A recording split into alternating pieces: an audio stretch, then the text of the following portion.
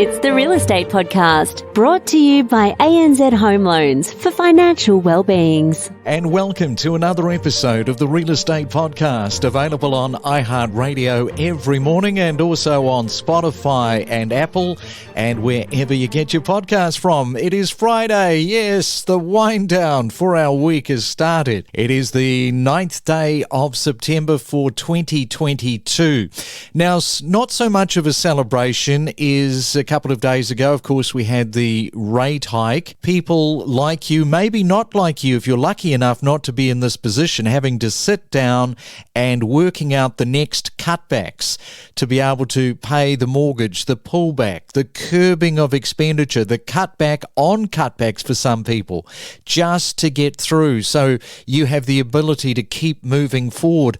And often home ownership is described as financial freedom, but right now many families around the country feel like the mortgage is a ball and chain around their ankles. So if you're not in this position, just spare a thought for many families around the country that are struggling. And if that is you, just hang on in there. It's not going to last forever. It's like the property cycle itself. It's your weekday real estate breakfast with news, interviews and predictions every morning on the Real Estate Podcast. Well, coming up, we're going to be talking with Monroe, who is stepping in this morning for Rich Harvey, about the Eastern Suburbs market update. And he'll be telling us what is happening right now. He's got news about some of the property prices being paid and where the good buying is right now for September. So that's coming up in just a moment, as is our road trip in Queensland. It is continuing tomorrow. We made it to Rockhampton yesterday, and we're now heading to Mackay, and we'll be talking tomorrow to Danielle Law, who will give us the rundown on the property market there in Mackay. If you're celebrating your birthday on this 9th day of September, Michael Bublé, he is turning 47, the Canadian singer. Adam Sandler, the comedian, he's turning 55. Hugh Grant, the Englishman, is turning 62. And somebody who would have been celebrating their birthday today, Colonel Sanders from KFC. He actually lived to the age of 90. I wonder if the chicken helped with that. We talk with leading property commentators with analysis, predictions, forecasts and what's trending every morning from 6:30. It's the Main Centre Forecast with PRD, selling smarter every day. And on your Friday morning, let's check on weather around Australia. First, we go to Sydney, expecting a high of 21 degrees. Grab the raincoat, some showers, and possibly a storm today. Melbourne expecting 1 or 2 showers as well.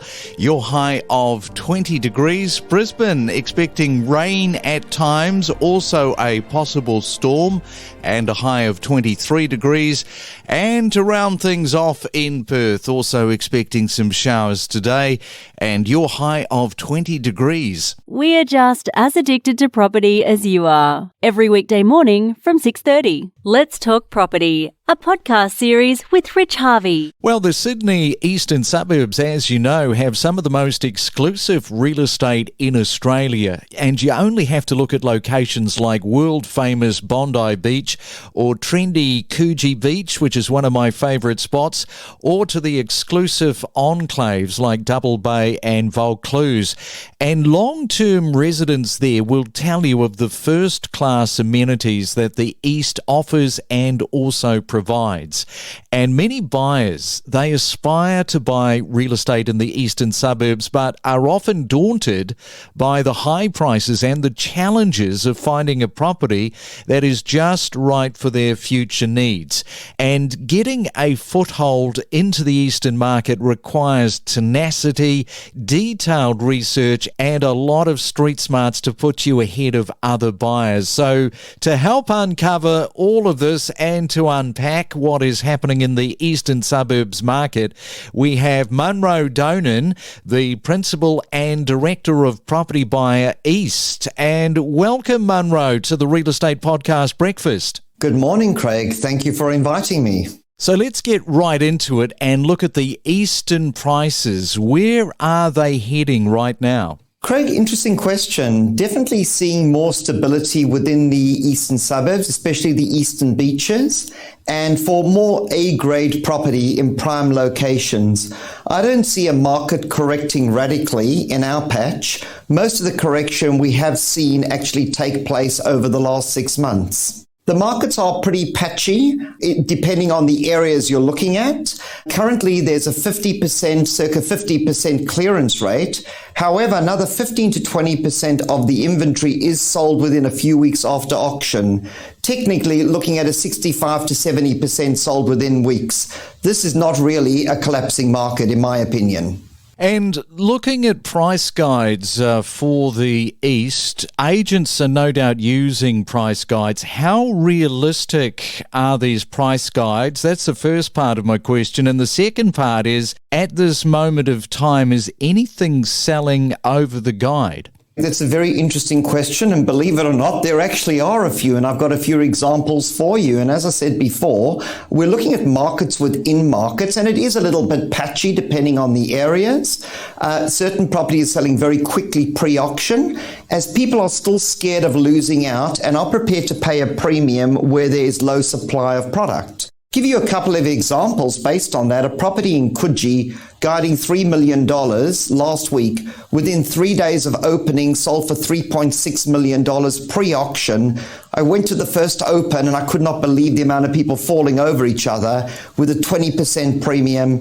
Knowing this agent pretty well, he doesn't underquote. He's pretty good on his quoting, so strong demand for that property. Another example is a semi in Paddington, which sold about a week ago for just over $5 million. That particular property was guiding 4.2, and within a quick few days disappeared at well over 20% on the guide price. Another home, for example, one of our clients owned a property in Vaucluse and asked me to get a valuation done about a year ago. They were overseas. It's a 900 square meter block, an older 1980s style home with beautiful harbour views. That particular property we had valued at $9 million in 2021, and it sold for $11 million this July and within a few days. So interesting examples to see the strength of this particular market segment. Yeah, so those are pretty impressive prices, and we know that the construction industry is hurting right at the moment. How are construction costs impacting buyers' decision to buy, say, established versus doing a renovation or knockdown and rebuild?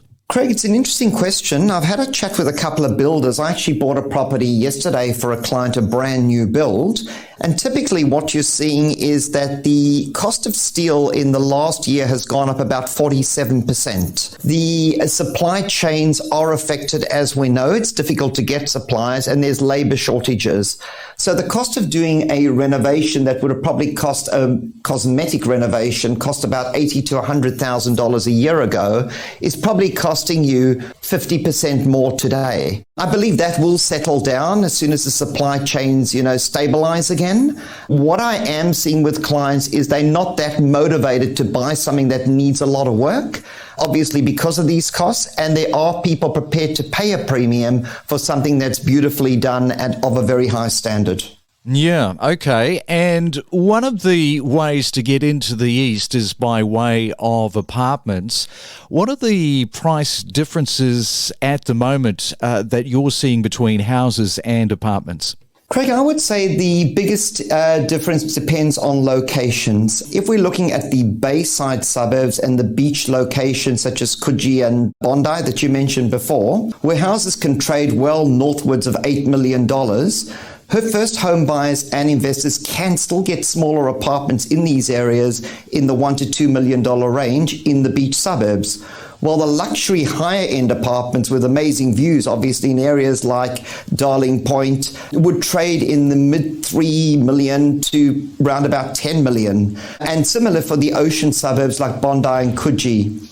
The best value ocean suburbs, I would say, in my opinion, is Little Bay, which is one of my favorites, where $1.5 to $2 million buys you a great 2 or 3 bedroom apartment with amazing ocean views, parkland and golf course aspects.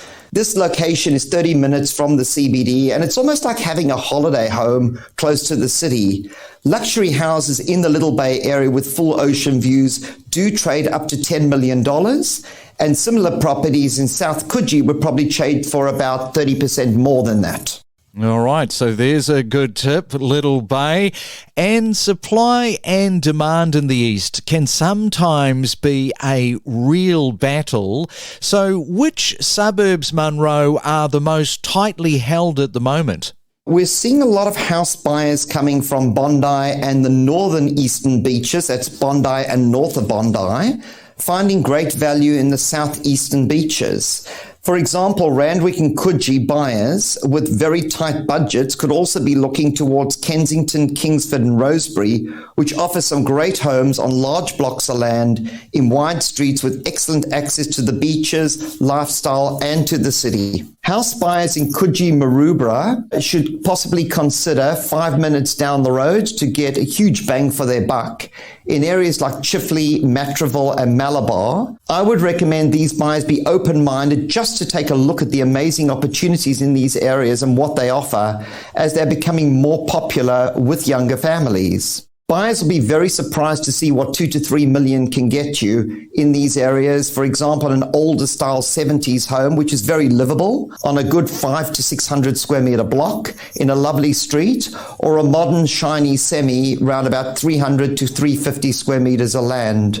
Actually, quite interestingly, I just recently bought an off market for a client in this area on 535 square meters for just over 2.7 million, which I think was amazing buying, as this property would have definitely traded well over 3 million a year ago.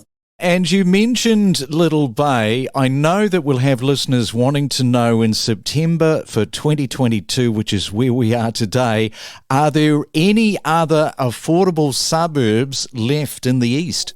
Yes, there certainly are affordable opportunities left in the east for apartments, I would say. There are opportunities. I mean, a lot of people love the Darling Point, Potts Point, Rose Bay areas. You've got Vaucluse, Dover Heights, Bellevue Hill. There are opportunities there to buy.